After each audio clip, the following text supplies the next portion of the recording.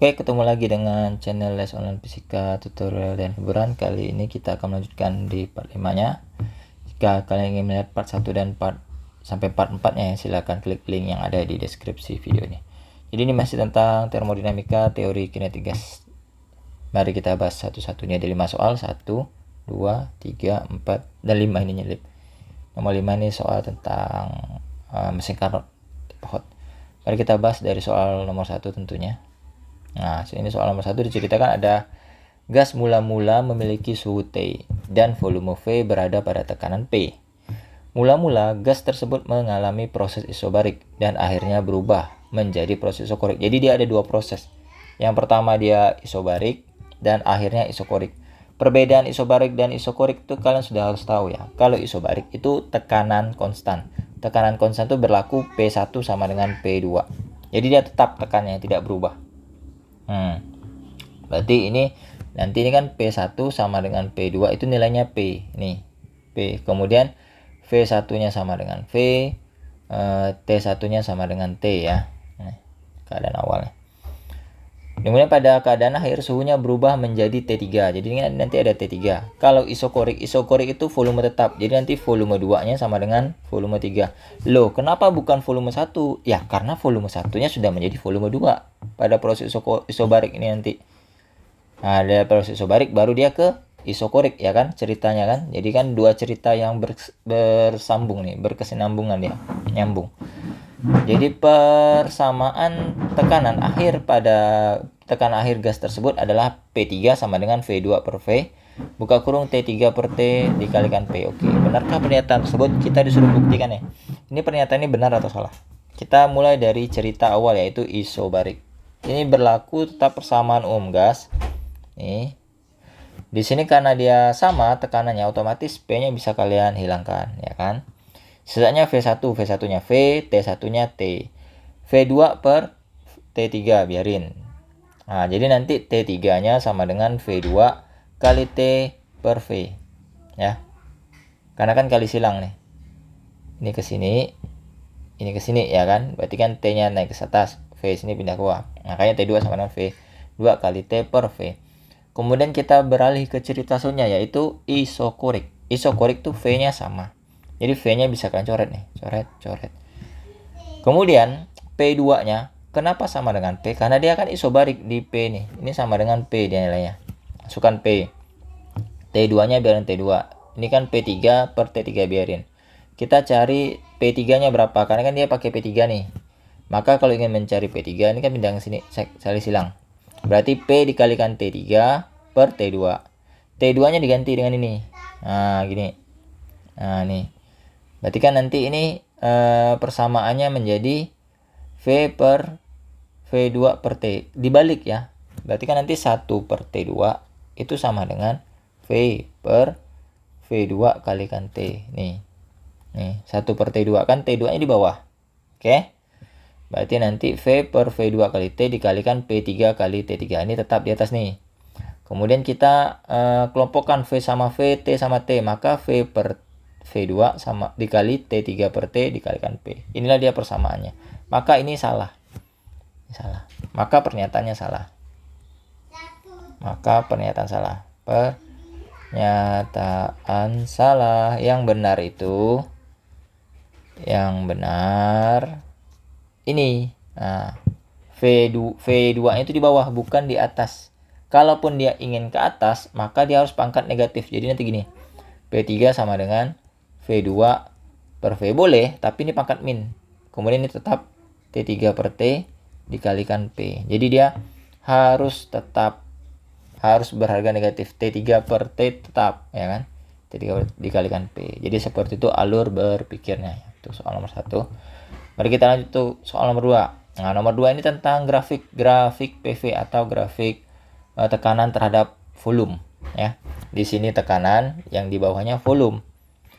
Di sini dari proses A, B, C kembali lagi ke A, dia satu siklus. Nah, di sini ada keterangan delta T sama dengan 0. Ini artinya apa? Artinya dari A ke B dia namanya isotermal, tidak mengalami perubahan suhu. Ini penting untuk menentukan rumus ya, karena dia nanti hitunglah usaha total pada sistem tersebut. Jadi dia nanya usaha. W-nya. Jadi kalau W total dari satu siklus berarti kan nanti WAB nih ditambah dengan WBC ditambah dengan WCA. Ini masing-masing nilai tekanan sama volume ya. PA-nya kan berarti ini 4 kali 10⁻5. 10⁻5 itu didapat dari sini 10⁻5. Nah, kemudian 1 ya sini B-nya. Ini kan B 1. C-nya 1 juga. VA berarti ini volume A 2, volume B berarti yang ini, volume C berarti 2 juga. Jadi kita menghitung dari AB, kemudian BC, kemudian CA. Jadi kalau isotermal itu kan sebenarnya rumusnya WNRT ln V2 per VB per VA ya. Karena kan V2 per V1, ini 2, ini 1. Jadi dia dibalik gitu ya. 2-nya di atas. Ini kita pakai kalkulator dulu ya. Nih. Sini. Set. Nah, ini. Jadi ini kita lihat kan tidak ada nilai si siapa tadi tuh T-nya. Kita pakai rumus perubahan yaitu PA kali VA dikali dengan ln VB kali dibagi VA. Kenapa bukan PB dikalikan apa nih? PB dikalikan VB ya. Kenapa bukan seperti itu? Karena di sini dia dianggap tetap. Dia tidak berubah. Jadi PA dikalikan dengan VA 4 kalikan 2 sama aja dengan 1 kalikan 8 gitu. Atau kalian bisa asumsikan dia ini emang dari titik awalnya dihitung ke titik akhir. Jadi biasanya itu kalau dalam grafik-grafik emang dibuat sama kok. Dia tidak mengalami perbedaan perkalian antara PA sama PB-nya. Sama aja intinya. Kemudian kita masukkan nilai masing-masingnya. Masing-masingnya PA-nya kan 4 kali 10⁻5 ya. 4 kali 10⁻5, kemudian PB-nya VB-nya volume di A-nya 2. Volume A-nya 2. Kemudian ln VB dikalikan VA. VB-nya kan 8 nih. 8, VA-nya 2. Berarti ln 4 kan? Nah, kalau ln 4 kalau kalian gunakan kalkulator ya. Kalau tidak saya juga tidak tahu nilai tetapannya berapa nih. 1,3863. Ini saya bulatkan ya. Berarti nanti dikali dengan 8. Dikali dengan 8. Nah, 11,0904 ya. Berarti dikali 10⁻5. Ini dari A ke B ya, belum selesai. Kemudian dari B ke C. Dari B ke C dia isobarik. Coba kita lihat. Nih, dari B ke C dia isobarik. Dia mengalami tekanan yang sama. Tekanannya tidak berubah, tidak mengalami perubahan tekanan atau mengalami tekanan konstan ya kan. Dari B ke C dia 1 kali 10⁻5. Jadi ini PB dikalikan VC kurangi VB sorry. Akhir kurangi awal ya, yang akhir itu C, yang awalnya B. Berarti nanti ini 1 dikali 10⁻5 dikali 2 kurangi 8. Karena kan ini 2, VC-nya 2, VB-nya 8. Berarti mau tidak mau kecil kurangi besar, tapi tidak masalah, langsung aja kita hitung. Dapatnya negatif 6 kali 10⁻5. Negatif itu artinya dia dikenai usaha atau gas tidak melakukan usaha, sistem tidak melakukan usaha. Oke. Kemudian dari C ke A, WCA. Kenapa dia 0? Karena dia namanya isokorik. Isokorik ini artinya volume tetap. Kalau volume tetap dia tidak mengalami usaha atau tidak mengalami perubahan usahanya. Maka WCA-nya 0. Nah, tinggal kalian jumlahkan aja. Jadi nanti 11,0904 dikali 10⁻5 dikurang dengan 6 kali 10⁻5, ya kan? Walaupun plus tapi karena ketemu negatif jadi min. Nah, jadi jawabannya itu nanti 5,0904 kali 10⁻5 Joule. Nah, inilah dia usaha total berdasarkan grafik.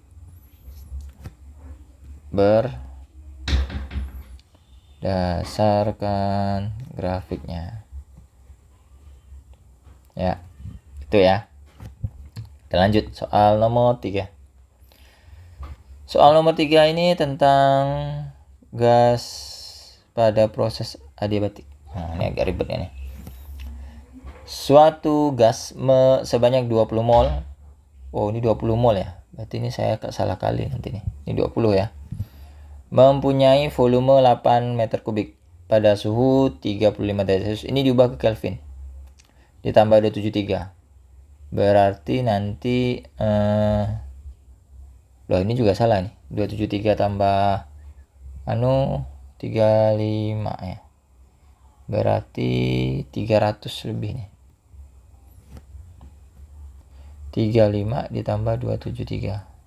308. 308 Kelvin ya, salah. V2-nya 2 meter kubik, 2 meter kubik, kan awalnya nih 3 ya. 8 ya, sorry. 8 meter kubik, kemudian jadi 2 meter kubik. Jika besar usaha pada proses ini negatif 9620 Joule, berapa CV-nya? Berapa kalori jenis molar pada volume tetap? Jadi kalori jenis molar itu bisa dihitung dari W. W sama dengan N dikalikan CV dikalikan T1 kurangi T2 ya. Bukan T2 kurang T1 tapi T1 kurang T2 ya. Ini berarti saya salah angka nanti nih. Ini berarti nanti 20 ya. Nah, nanti kita hitung ulang nih. Ini berarti T1-nya, ini pakai isobarik dulu ya. Kita cari dulu T2-nya. Ini kan T1. Kita cari T2-nya dulu. Pakai rumus ini. Nih. Nah. Berarti ini nanti T1-nya ini 308. Ini salah tulis lagi saya ini. 308 nih. 308. Berarti ini. Nah, ini kan 8 kali 1,4 ya, karena gamanya 1,4 tetapan Laplace dikurangi 1. Berarti 0,4. Ini juga sama, 1,4 dikurangi 1 berarti 0,4. Dikelompokkan kemudian kalian kalikan nanti 3 ya. Kita coba hitung dulu. Berarti kan ini nanti 4 dikali pangkat 0,4 1,7 dikali dengan 308. Ini kayaknya sama sih. Ini salah ya.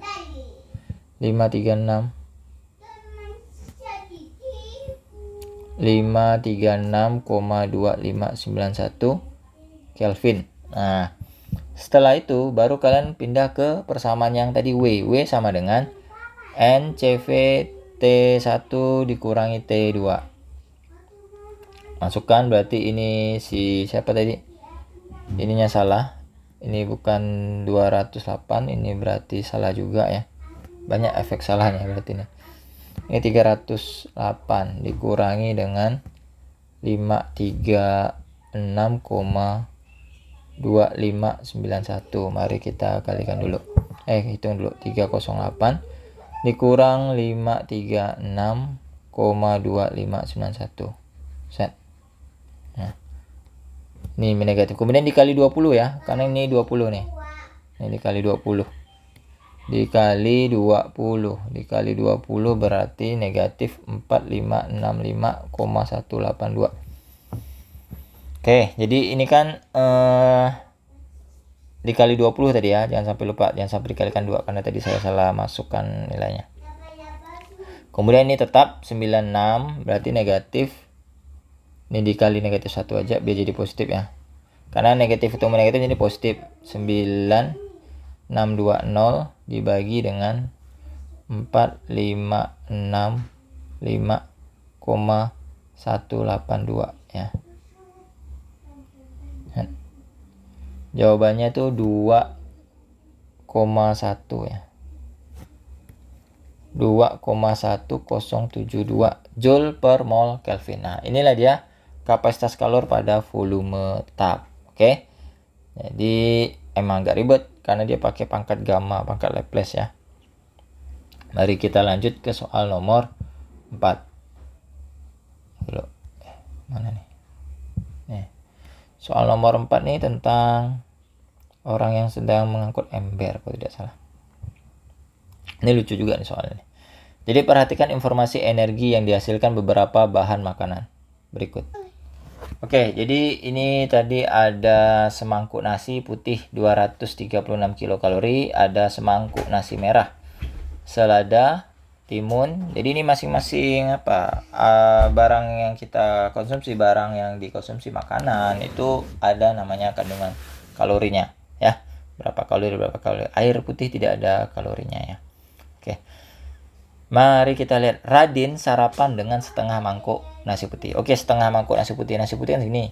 Berarti kita rumusnya setengah nasi aja. Setengah dikalikan 236. Setengah dikali 236 berarti 118 ya kan. Kemudian dia telur dadar. Telur dadar itu berarti yang ini 90 kilokalori ya. Kemudian selada. Selada berarti yang ini 14 kilokalori. Tomat ini 18 kilokalori. Dan segelas susu, minum pakai susu dia 148 kilokalori. Oke. Setelah sarapan, Radin menimba air di sumur. Kan diketahui kedalaman sumur 8 meter dan ember air dapat menampung 25 liter air. Usaha maksimal yang dilakukan Radin setara dengan jumlah kalori yang diperolehnya dari sarapan. Berapa banyak air yang dapat ditimba Radin sesuai dengan jumlah masuknya kalor. Jadi ini kalian hitung nih, total kalori yang dimakan si Radin ini berapa. Ketika kalian total kan, ini kan dapat dia dalam satuan kilokalori 388 ya nih.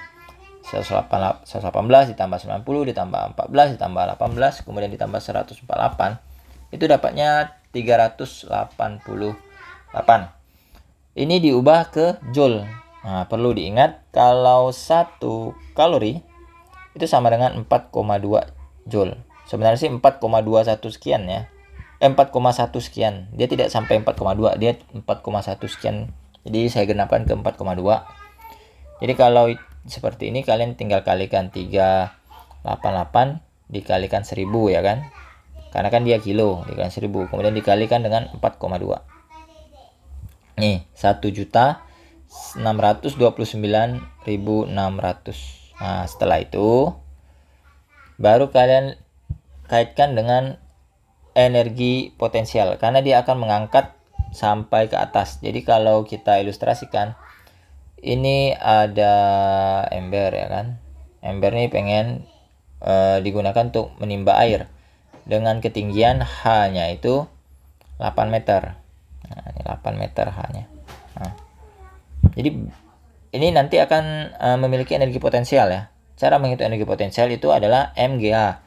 Cuman di sini kan tidak ada M-nya. M, massa itu sama dengan rho kalikan volume. Makanya ini saya langsung ubah di bawahnya rho kalikan volume nih bawahnya. Dikalikan G kalikan H. Kemudian kalau rho itu harus ingat rho air. Rho air itu sama dengan 1000.